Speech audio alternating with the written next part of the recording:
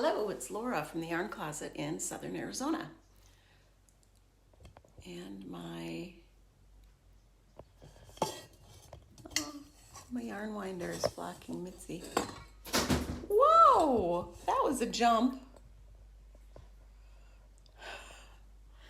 And Mitzi, my pal, she's gonna sit in a different chair. Come on, you can come up here. You wanna jump all the way up? Yeah, she's not so much into that. It's been a couple of weeks. We've had a very interesting start to the school year. A bit of a challenging one. This last week at school, I volunteer 4 days a week in the library.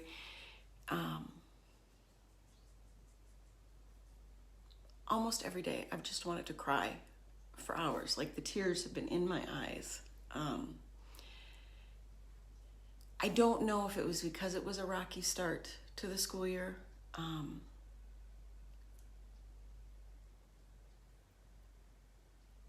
Or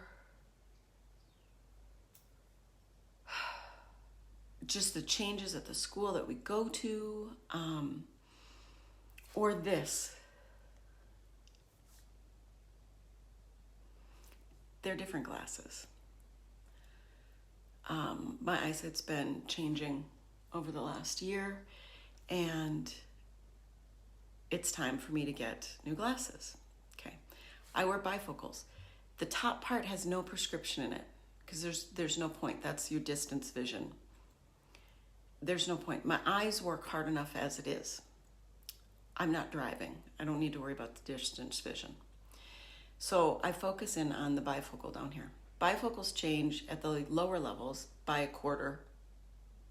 Then in the middle, they change by 50%. And then they change by a full point when they get to the upper numbers. I went up by, because I'm still kind of in the middle, I went up by 0.5%. And it has not been enough. So I ended up going up from that point another full %. So now we're in the upper levels again. And I did find a place where I could get one in between, but I can't get that pair for a few weeks, so to a month. So I've got the new pair coming next week, and it's just, I realized that I'm never in a position where I can talk to anyone, and really I'm never in a position where I can be sad about it or show the immense amount of fatigue that it causes me in the course of a day.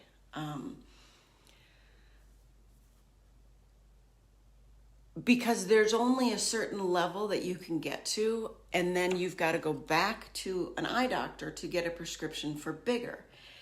The problem is, I just contacted an eye doctor, and I contacted another eye place that my dad gets his glasses made to find out like where, because they deal with a lot of elderly people.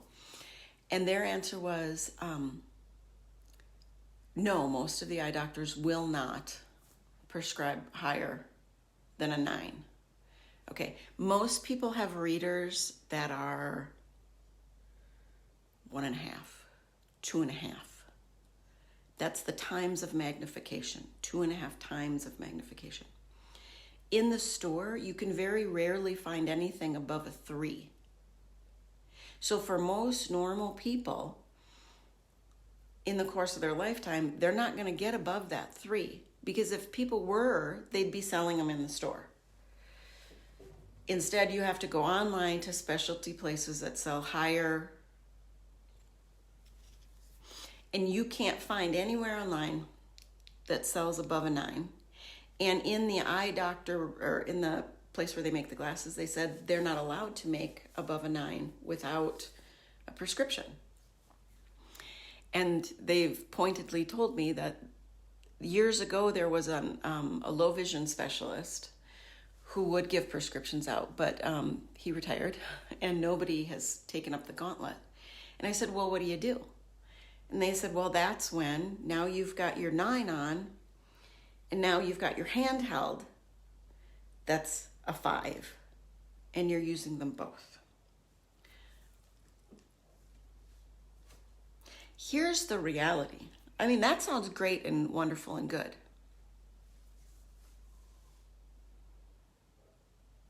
I've already at times used 2 levels of magnification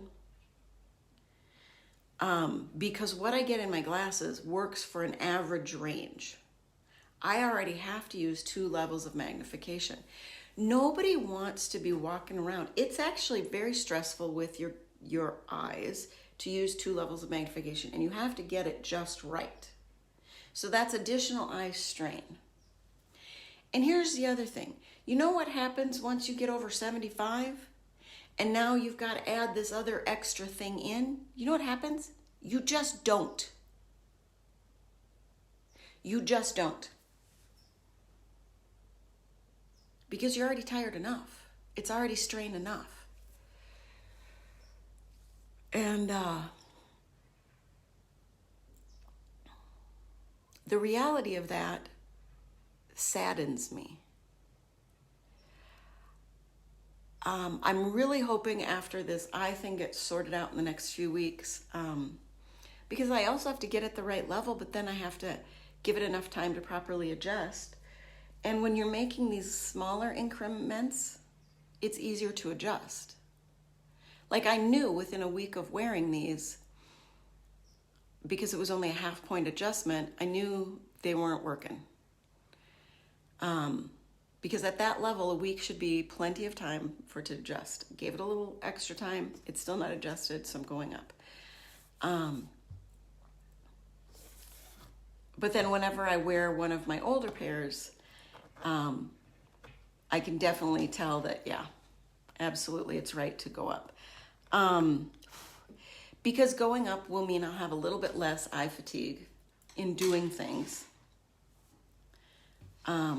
Which will be really good, especially now since I really am doing things. I'm out there trying to do this library stuff.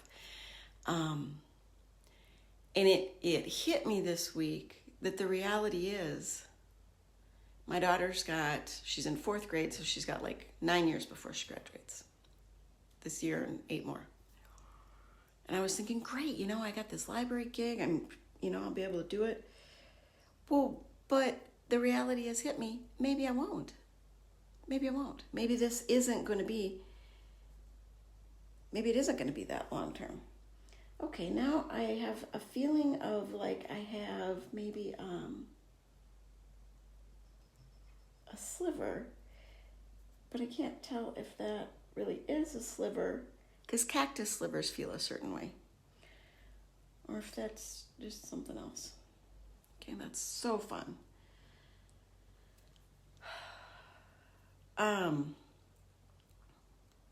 I've come to the realization that maybe I won't be in this gig that whole time.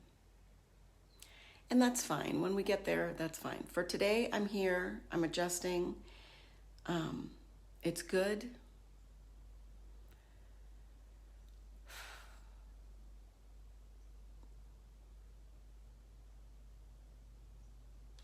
I just wish there were more people in my life. Wish there were friends on the weekend. And, who said, hey, let's go grocery shopping together. Hey, come on over to my house for a cup of coffee.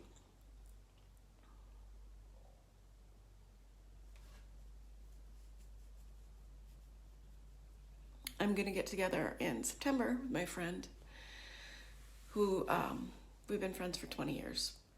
Actually, 22 years. We met in 2002. And she even came out to the Midwest and saw me when my son was young. On her own dime. And she doesn't have children, and she's not a super child person. And we don't do a lot because I can't.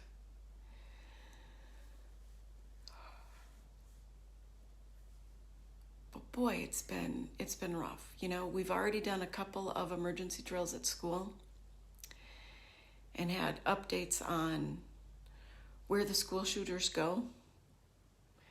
And one of the first places they go, because it's one of the only unlocked places, there's only certain places on a campus that are unlocked these days. Offices are unlocked. Like you don't have to get buzzed in to get into the office. Libraries are unlocked and lunchrooms are unlocked. So that's where the school shooters go.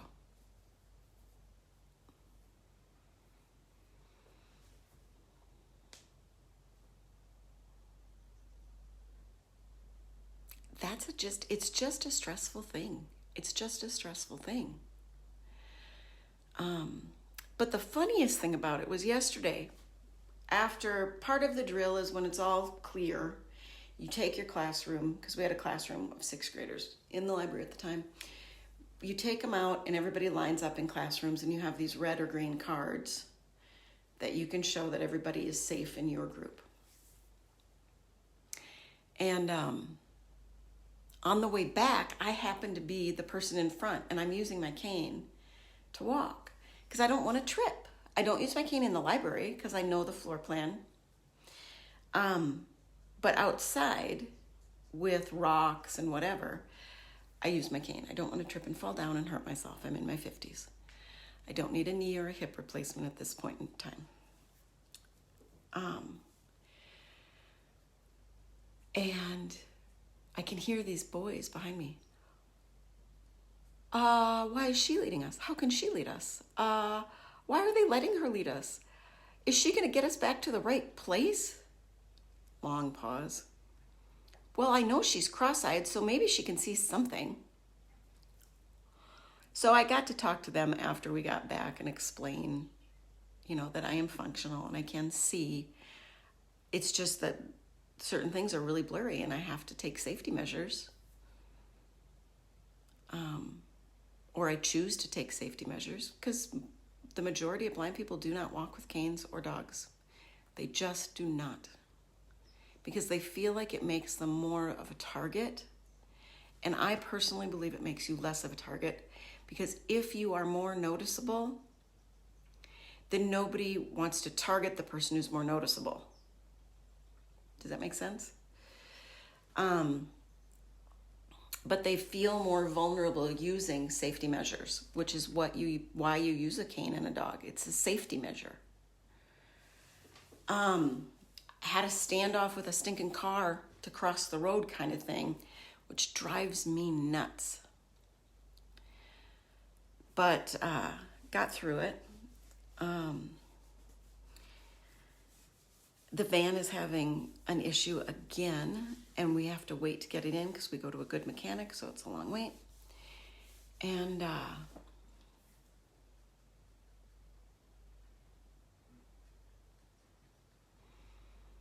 so that means we use the truck, and we can't park in the regular parking lot because the truck is long and cumbersome. We've parked in this other one that's a little sketchy for me to get to, but whatever.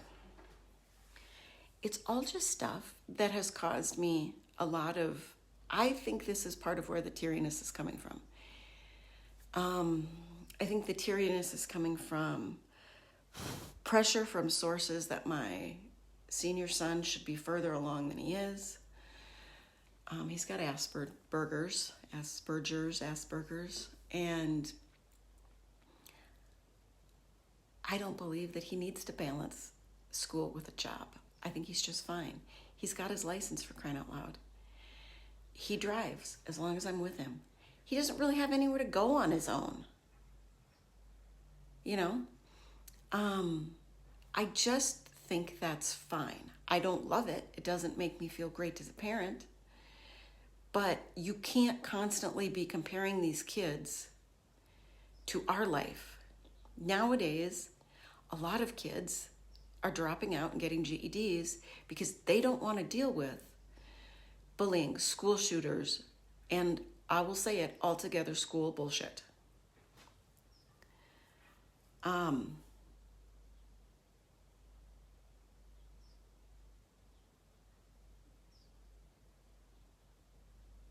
And when a kid at 17 can go out and make $20 an hour at Olive Garden with no high school diploma, what's the motivation?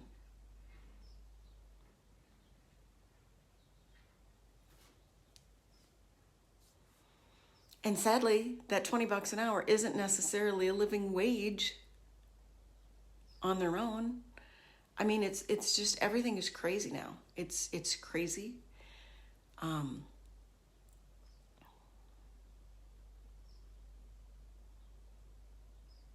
It's crazy. So I think that we have to just throw the baby out with the bathwater here and understand that the kids we're raising at this time, it's an entirely new picture for all of us. If they choose to take the route of dropping out early, getting a GED, going for some kind of 2-year degree while they're working, making an ungodly amount of money compared to how long it took us to get there. But that money doesn't go as far as it should. You know, I just think that there has to be a patience. I don't anticipate my kids being moved out of my house until I'm 70. I'm serious. I expect them to live at home while they're working and trying to do their college and trying to save money to get, started. Our oldest, every time there was a change in apartments, it's $3,000-$4,000 that needs to be shelled out. It takes a minute to save. It takes a minute to save. And then they need to have some kind of emergency fund equal to that. So I'm not kicking them out fast at all. I'm encouraging them to stay as long as possible and get the best kind of safety net going for themselves as they can. And I really question, in the long run, like, how is that emotionally going to affect this generation? And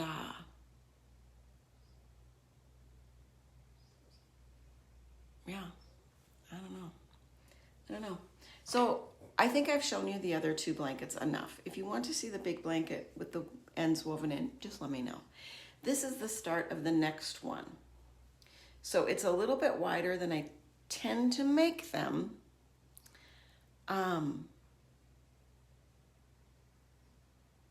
But I'm kind of limiting out on my acrylic yarns, and I'm thinking that I want to make a shorter one that might be a little bit wider, for a baby blanket or a wheelchair blanket. So I'm thinking about doing just 5-section strips. This is with a 6mm hook. I know those are hard to find. Just order it off Amazon. And six rounds of the granny square.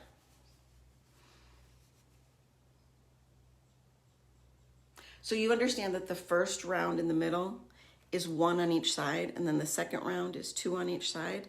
So you can count up diagonally 1, 2, 3, 4, 5, 6 to know how many rounds you are. But also, if you're in your 6th round, you're going to have 6 along the side. Why did that happen like that? What is going on with that? That's not great. Oh well. And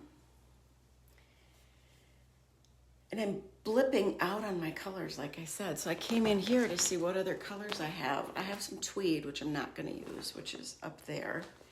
And then I have some more pinks and purples. But I just don't know. Like, I don't know, people. I don't know. So I may have to get some more acrylic before it's all said and done. I started a Midas hat. I forgot to bring it home. It's out of Stranded Dye Works colorway. It's a Midas hat used to be a free pattern on Ravelry. But it's sock weight hat. And, sock yarn, I have an issue with sock yarn because there's such a vast difference in weight of sock yarn. Because there's some sock yarn that just feels better knit at, like, for me, a 2 millimeter. And then others that's almost a sport weight that I want to knit at a 3 1/4. So my gauge is really off on the needle size and stuff. And it looks like really tiny as I'm knitting it, but because it's also superwash yarn, it stretches out and looks just fine on.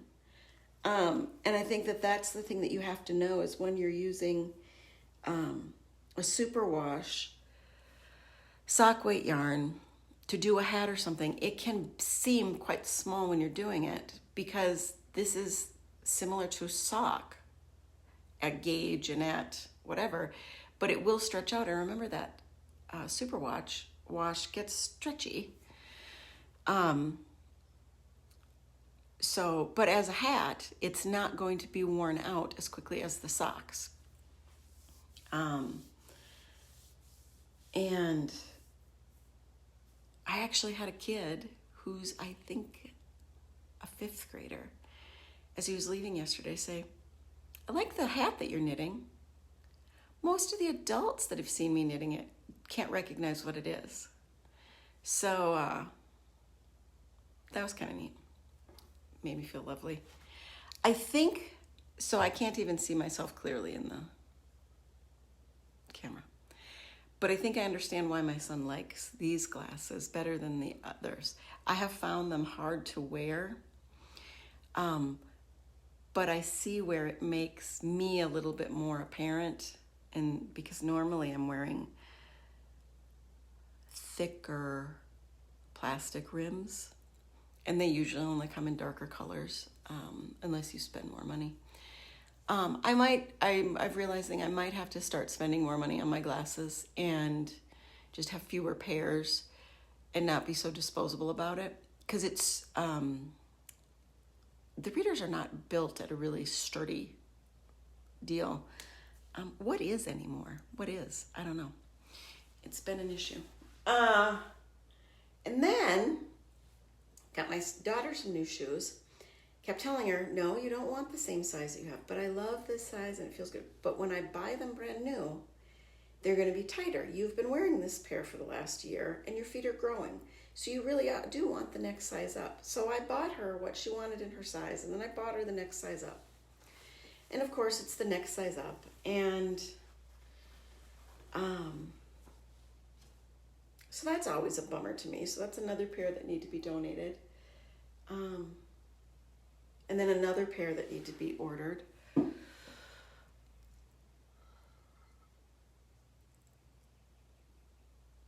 Are you into the astrologies? Because we're like just on the end of the Lion's Gate here, and that's been a really big energy. So maybe that's also what's been going on. I don't know. But I'm definitely ready to let some stuff just fall away and get on to the new things. Let's get on to the new things. Let's do it. Let's do it. Let's do it. And I appreciate you listening to me because we all need friends. By the way, do you see my eyebrows? I haven't dyed them in like 6 weeks, and it's only supposed to last like a month. So, But this part of the eyebrow, the dye goes away really quickly because it's so thin. Because I have those half eyebrow things. Whatever, people. I miss you. I hope you're having a good end of summer. That's what August should be. It should be end of summer. It shouldn't be we're already a month into school. I find this 10-month-a-year school business to be challenging. I can't imagine that it's any easier for parents who work full-time, to have these big blocks of 2 weeks off. I can't imagine that that's easier to deal with than just a longer summer. And the kids need it. My daughter she wasn't ready to go back.